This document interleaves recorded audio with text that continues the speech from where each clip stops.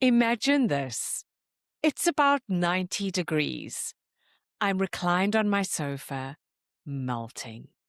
One of those late afternoons where the heat just won't let up, where you are damp in places you did not know you could be damp. My hair is clinging to my neck, and I look more like a defrosting roast than a woman at peace with her life. And what do I have in my hot, sticky hand? My phone. Of course I have my phone. So there I am, sweating disgustingly into the cushions, doing the summer scroll. You know, the one I recommend we all stay away from. Yes, that one, exactly. And within about 45 seconds, I'm convinced that my entire summer is a catastrophe. I mean, real drama stakes here, okay? And they keep coming, relentlessly. Turquoise waters so blue, they look retouched. Perfectly manicured toes in white sand. You know, that classic pose. Cocktails set against the ocean. Friends with big smiles in exotic locations looking nauseatingly fabulous. And with every swipe of my thumb, that same small, not so small, sinking feeling. Everyone is out there living their best lives in summer, and here I am, melting on my sofa in the city. And then the absurdity of the scenario hit me. Many of us are lying in our own homes, in our own lives, and we pack an imaginary suitcase and we fly ourselves straight into someone else's summer. We move in. We start diving into their turquoise water, walking on their sand. We abandon our own summer wholesale. And the tricky thing about moving into someone else's summer is that there is no room for us. We're not on the guest list. We were never invited. We are standing in a summer where there is no place for us, that does not even know we've arrived, while our own summer sits back home with the lights on and nobody in it. Yep, I caught myself red-handed in this ridiculous scenario of my own creation, comparing my whole, real, ordinary, lovely, messy life to a few seconds of someone else's. So today, I want to have a conversation about how we catch ourselves in the act of trying to live in someone else's summer escapade, and how instead we can celebrate our own summer, whether we're flying off to turquoise water this year or taking one outrageous caftan down to Whole Foods. And I'll explain the caftan. Stay with me. Beautiful people, welcome to the Lulu Essey podcast, where we build mental fitness, self-worth, and self-love from the inside out. These conversations are honest, unedited, and always from the heart. And being summer, I know you're out living your life, so I'm intentionally keeping these episodes really short and making them count. The few minutes you choose to spend with me, I really appreciate them. So let's sit with this imaginary suitcase for a moment, because I think it's funnier and actually sadder than we realize. The seduction of comparison, which we seem to fall for so easily.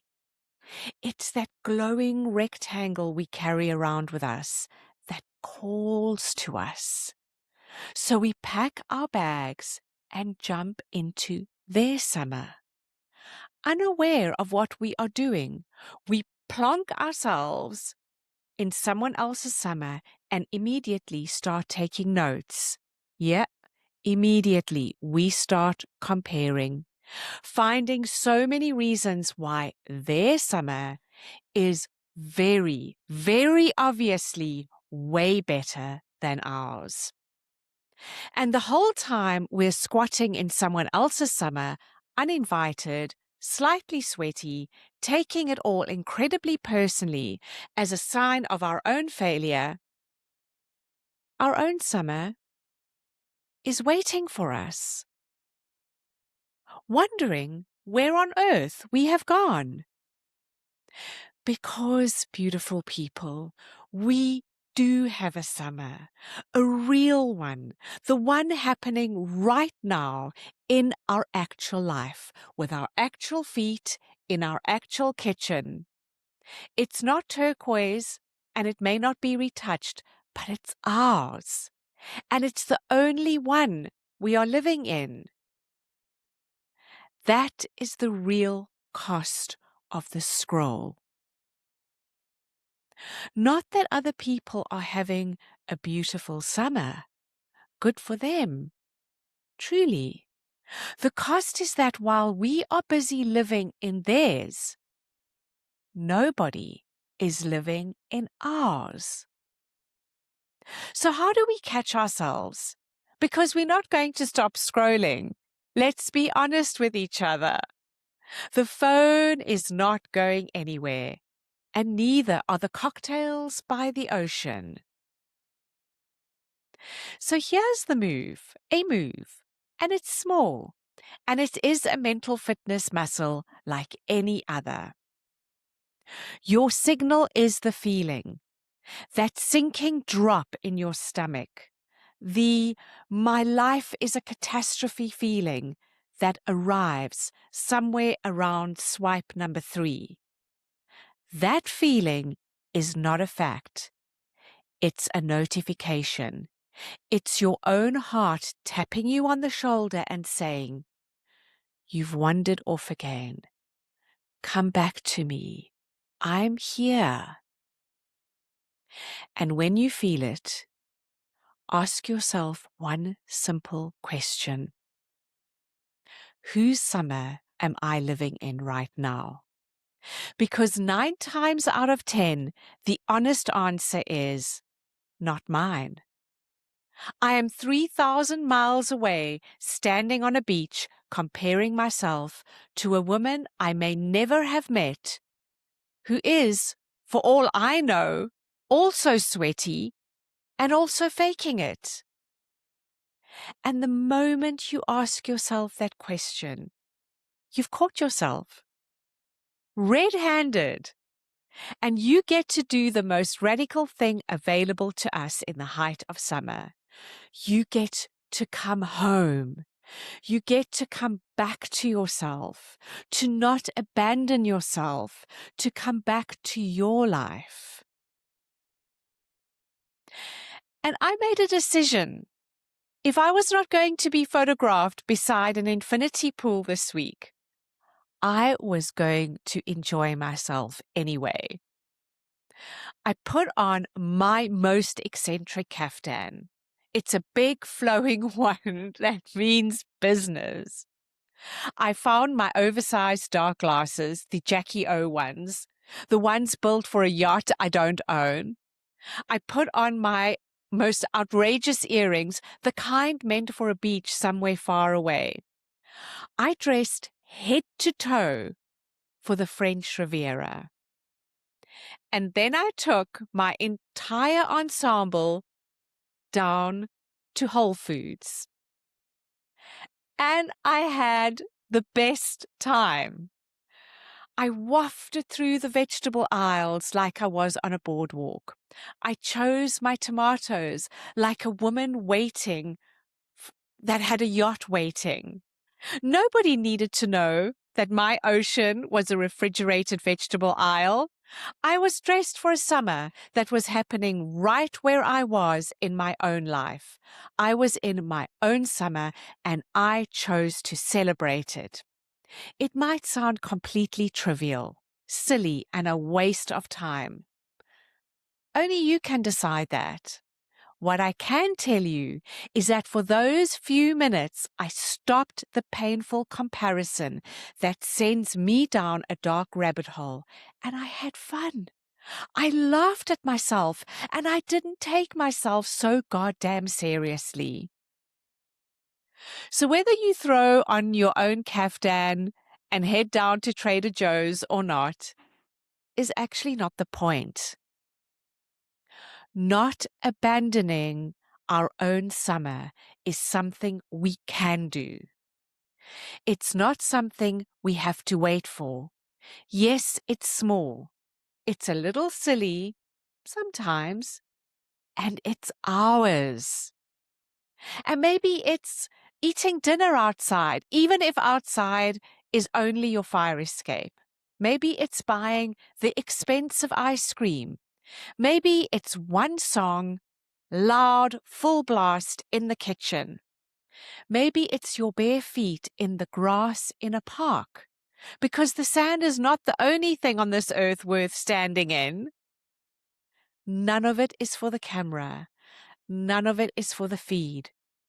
It's for you. It is you planting yourself firmly back in your own life and saying, I live here.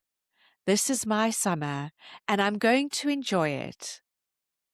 On Saturday night, I was lucky enough to see Billy Porter in La Cage aux Folles, and it was such a riot.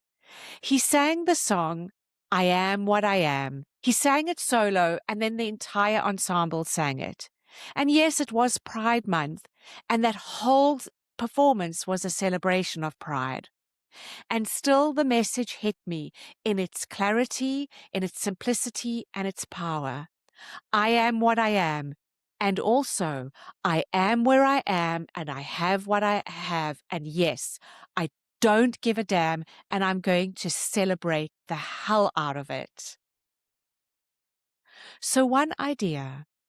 The next time you are melting on your sofa, scrolling through someone else's idyllic-looking summer, and you feel that sinking drop in your stomach, catch yourself. Ask, whose summer am I living in right now? And then come home. Don't abandon yourself and your summer. Do one small, slightly ridiculous thing that makes this summer the one you are in, that makes it yours. Have fun. Be ridiculous. Be outrageous. Be where you are and celebrate that. Surprise yourself. Consciously decide to stop with the comparison already. You are already here. The only summer that you can feel is the one you are standing in. So put on the caftan or don't, but come home. Don't abandon your very own summer, the one you are living in right now. What comes from the heart reaches the heart. And today, like every other day, with a heart that hopes you spend the summer fully, outrageously at home in your own beautiful life. This comes straight from my heart to yours. And if you want to take a little trip, come see me on YouTube. Until next week, my caftan is calling.